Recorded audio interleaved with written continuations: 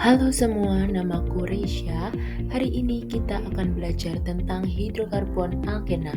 Yuk kita simak videonya.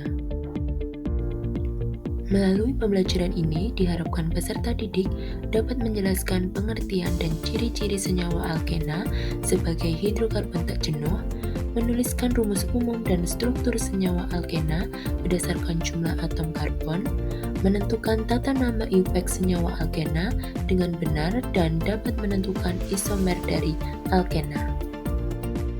Pernahkah kalian melihat pisang yang belum matang, kemudian setelah beberapa hari akan berubah warna menjadi kuning? Lalu apa yang menyebabkan buah bisa matang dengan cepat? Gas etilena atau C2H4 ini termasuk senyawa alkena yang mana berfungsi sebagai hormon pertumbuhan alami yang dapat merangsang pematangan buah.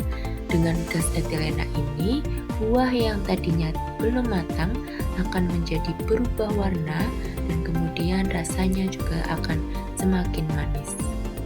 Jika kalian telah mempelajari alkena sebelumnya, lalu apa perbedaan struktur yang kalian temukan pada etana atau C2H6 dengan etena C2H4 berikut? Ya, betul. Jika alkana memiliki ikatan yang tunggal, maka alkena merupakan contoh senyawa alifatik tak jenuh karena memiliki ikatan rangkap dua antar atom karbon dalam senyawanya. Jika alkana semua nama memiliki akhiran "ana", maka di alkena ini akhirannya yaitu "ena". Rumus umum alkena itu CnH2n dengan N yaitu jumlah atom karbonnya. Dan berikut deret homolog dari alkena. Untuk namanya mirip seperti dengan alkana, namun akhirannya hanya diganti dengan ena. Untuk etena ini memiliki 2 atom karbon dan 4 atom hidrogen. Kemudian jika 3 atom karbon dan 6 atom hidrogen itu namanya propena. Selanjutnya, jika memiliki 4 atom karbon dan 8 atom hidrogen itu namanya 1 butena. Kenapa 1 butena? Karena ada ikatan rangkap 2 di karbon yang pertama dan seterusnya. Dan lalu bagaimana cara memberikan nama sesuai IUPAC dari alkena ini? Jika alkena merupakan rantai lurus, artinya tidak ada cabang, maka cara menamainya yaitu hampir mirip dengan alkana, yaitu langkah pertama yang kalian perlu tentukan yaitu mencari rantai utama yang memiliki karbon terpanjang dan harus dilewati ikatan rangkap 2. Ingat, harus dilewati ikatan rangkap 2. Kemudian memberikan nomor rantai utama dimulai dari yang paling dekat dengan ikatan rangkap 2. Jika pada alkana kemarin, penomoran itu dimulai yang paling dekat dengan cabang. Namun, alkena ini dimulai dari yang paling dekat dengan ikatan rangkap 2. Setelah itu, kalian sudah bisa memberi nama dengan urutannya yaitu dengan menuliskan nomor ikatan rangkap 2 terlebih dahulu, habis itu diberi tanda penghubung atau tanda strip dan diikuti dengan nama alkena. Sekarang kita coba masuk ke contoh soal alkena rantai lurus. Di sini terdapat alkena rantai lurus dengan 5 atom karbon. Jika dilihat di deret homolog alkena yang memiliki 5 atom karbon disebut pentena, maka rantai induknya adalah pentena. Kemudian kita beri penomoran. Ingat, penomoran dimulai dari yang paling dekat dengan ikatan rangkap. Sehingga di strukturnya penomoran dimulai dari sebelah kanan.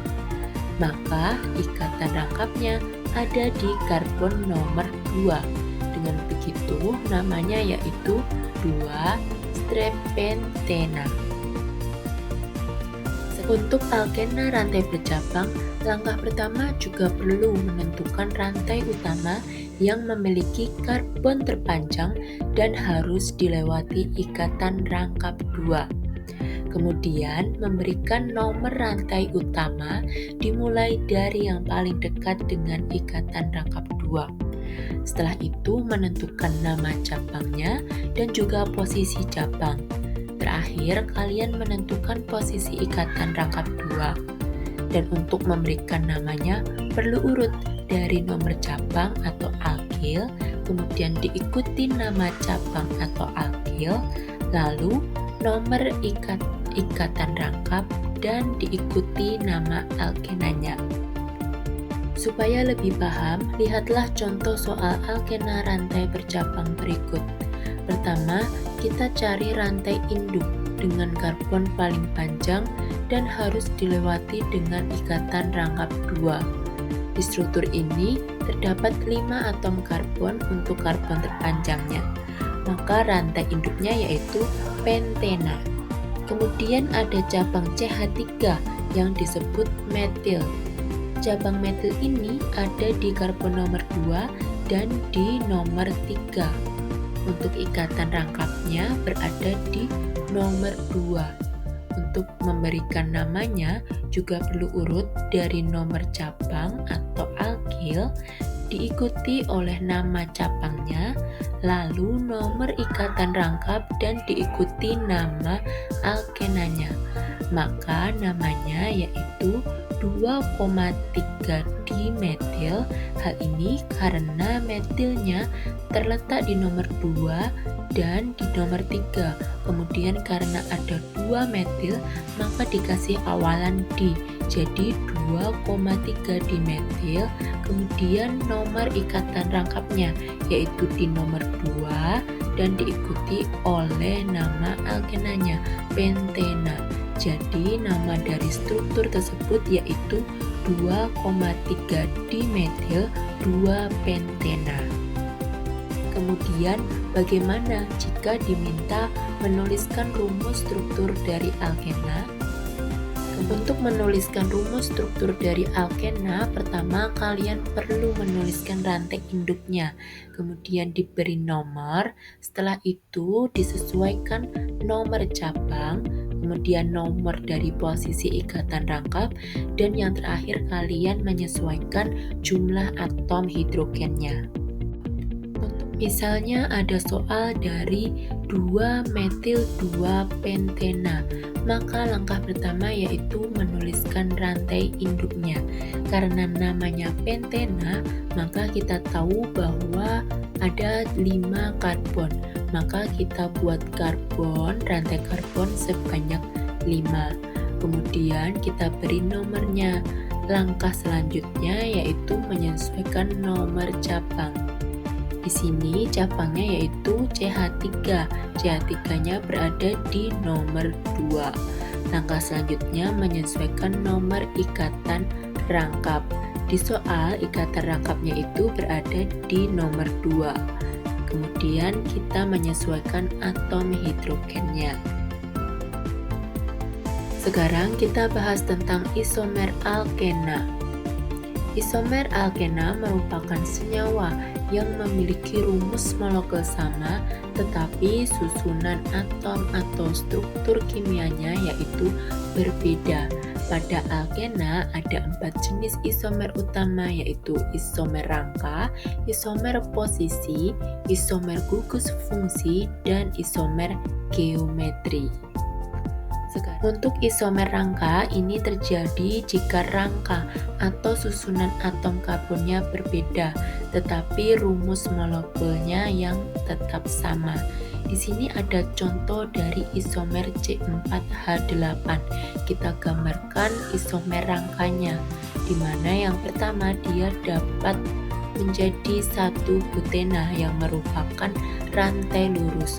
Kemudian bisa juga 2 metil 1 butena yang merupakan rantai bercabang. Jika dilihat 1 butena ini memiliki jumlah C4 dan hanya 8. sedangkan 2 metil 1 butena juga sama, memiliki jumlah C-nya 4 dan hanya 8. Hal ini sama-sama C4H8, tetapi hanya rangkanya yang berbeda. Berikutnya isomer posisi. Di sini kerangkanya sama, tetapi posisi ikatan rangkap duanya yang berpindah tempat. Misalnya dari C4H8, dia bisa menjadi 1 butena di mana ikatan rangkapnya berada di karbon nomor 1 dan bisa 2 butena di mana ikatan rangkapnya berada di nomor 2. Selanjutnya, isomer gugus fungsi. Dikatakan isomer gugus fungsi jika rumus molekulnya sama, tetapi jenis gugus fungsinya berbeda. Misalnya pada C4H8 dapat berisomer dengan 1 butena yang termasuk alkena karena memiliki ikatan rangkap 2 dan dia bisa menjadi siklobutana yang termasuk sikloalkana. Jadi sama-sama punya 4 karbon dan 8 hidrogen, tetapi bentuknya berbeda. Satu berbentuk rantai dengan ikatan rangkap dan satunya lagi berbentuk cincin. Sekarang kita lanjut ke jenis yang keempat, yaitu isomer geometri atau disebut juga isomer cis-trans. Syarat dari terjadinya isomer geometri, yang pertama dia harus berikatan rangkap 2.